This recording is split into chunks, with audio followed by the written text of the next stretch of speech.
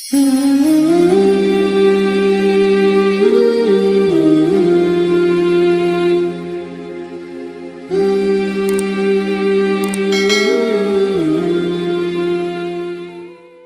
kiamat digambarkan dengan hari yang sangat dahsyat, sebagaimana diceritakan Al-Quran dan hadis. Lebih dari 9 surah dalam Al-Quran mengisahkan hebatnya kegoncangan hari kiamat, kisah malaikat Israel yang telah diberi tugas oleh Allah Subhanahu wa Ta'ala sebagai malaikat pencabut nyawa, kelak pada saat malaikat Israfil yang bertugas meniup terompet sangkakala, maka nanti kiamat akan terjadi. Saat itu semua yang hidup akan mati. Hari itu kiamat telah tiba, dan sang sangkakala pun ditiuplah sebanyak 3 kali. Tiupan pertama untuk menakuti siapa saja yang hidup, tiupan kedua untuk mematikan segala makhluk yang ada di bumi, tiupan ketiga untuk membangkitkan segala yang mati. Pada saat sangkakala ditiup oleh malaikat Israfil, maka matilah semua makhluk, kecuali malaikat Jibril, malaikat Israel, malaikat Israfil dan Hamalatul Arsy. Sehingga ketika ditanya oleh Allah, siapakah yang masih tinggal dari makhlukku, padahal Allah lebih mengetahui, jawab malaikat maut, ya Rab, engkau yang maha hidup yang tidak mati, tinggal malaikat Jibril, Mikail, Israfil, Hamalatul Arsy dan aku. Maka Allah menyuruh malaikat maut mencabut nyawa mereka. Riwayat Muhammad bin Ka'ab dari Abu Hurairah berkata, kemudian Allah berfirman, Jibril, Mikail, Israfil dan juga Hamalatul Arsy harus mati. Kemudian Allah bertanya lagi, hai malaikat maut, siapakah yang masih tinggal dari makhlukku? Jawab malaikat maut, engkau zat yang hidup yang tidak akan mati, tinggal hambamu yang lemah, malaikat maut.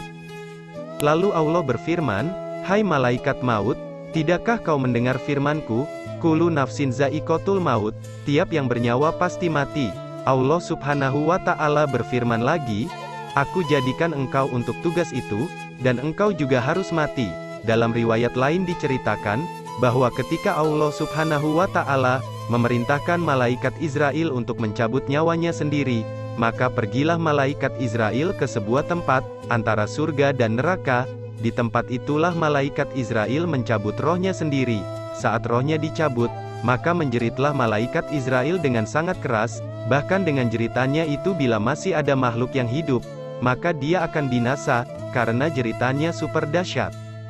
Malaikat Israel berkata, kalaulah aku tahu bagaimana sakitnya saat roh dicabut, maka aku sudah tentu akan mencabut roh orang-orang mukmin, dengan cara yang paling lembut sekali.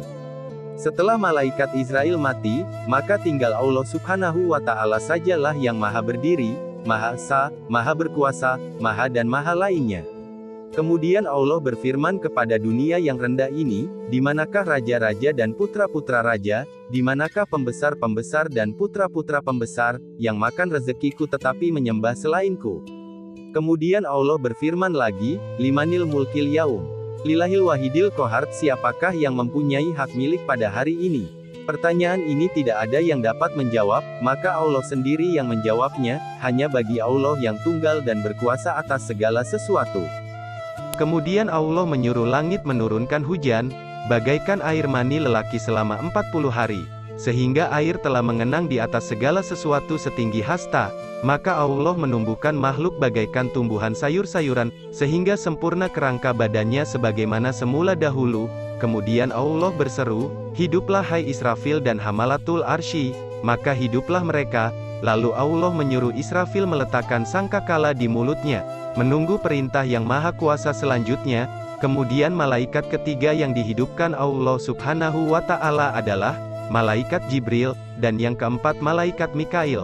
Dan setelah malaikat Jibril dan Mikail dihidupkan, Allah Subhanahu wa Ta'ala memerintahkan malaikat Jibril dan malaikat Mikail untuk pergi ke makam Rasulullah Shallallahu Alaihi Wasallam dengan membawa perhiasan-perhiasan dari surga dengan mengendarai burak.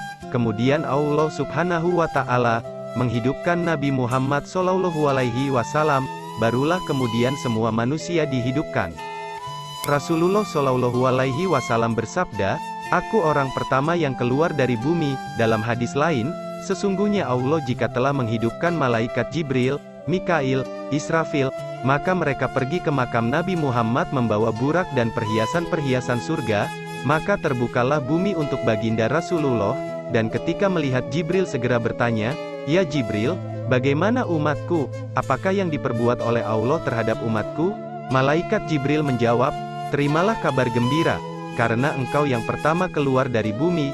Kemudian Allah menyuruh Israfil meniup sangkakala, tiba-tiba serentaklah mereka bangkit melihat keadaan yang ada. Semua manusia keluar dari dalam perut bumi, dalam keadaan telanjang bulat, berjalan menuju Tuhan mereka. Kemudian mereka manusia berhenti di suatu tempat selama 70 tahun, dan Allah subhanahu wa ta'ala membiarkan mereka, hanya isak tangis, banjir air mata hingga sampai mulut manusia itu sendiri. Beruntunglah kita sebagai umat Nabi Muhammad SAW, persiapkan diri kita sendiri masing-masing, karena tiada penolong di pemberhentian 70 tahun itu selain amal ibadah, dan syafaat Rasulullah SAW. Terima kasih sudah menonton video ini. Jangan lupa like, komen, dan subscribe channel ini.